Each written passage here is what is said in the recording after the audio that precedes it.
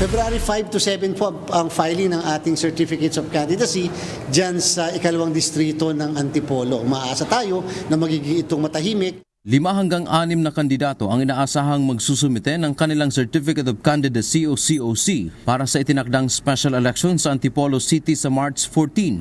Ito ay upang punan ang naiwang pwesto ng yumaong si Congressman Romeo Acop. Maganda po siguro na wag na tayo magpa-last day kung kaya maaga, makapag-file na kaagad tayo para ma-review namin kung may mga kulang na mga dokumento sa kanilang Certificates of Candidacy.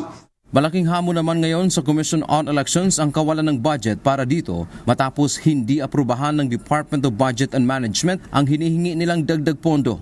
Nasa 98 million pesos ang kakailanganin ng komisyon upang maitawid ang special election. Ngunit sa ngayon ay mayroon na lamang silang naitatabing 11 million pesos. Nalulungkot si COMELEC na napaka-unfortunate na development. Hindi po kami nabigyan ng dagdag na budget o yung hinihingi namin budget. Nakatanggap po kami ng liham mula sa DBM na sinasabing maaaring hindi po kami makakuha ng dagdag na budget. So ang ibig sabihin po niyan, ang COMELEC ay gagawa ng paraan upang makapag-realign kami ng pondo namin o at the same time yung savings na natitira namin ay maaaring magamit po namin. Sa kabila nito, tiniyak ng komisyon na patuloy silang maghahanda para makapaghalal ng bagong kinatawan ang ikalawang distrito ng Antipolo City.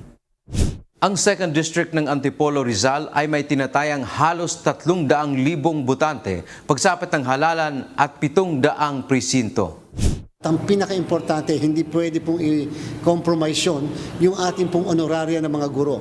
Kinumit po namin kung ano yung tinatanggap ng mga guro noong 2025 national and local elections na may dagdag na 2,000 across the board. Dante Amento, UNTV, News and Rescue. Diyos ang aming sandigan, serbisyo publiko ang aming pinahahalagahan.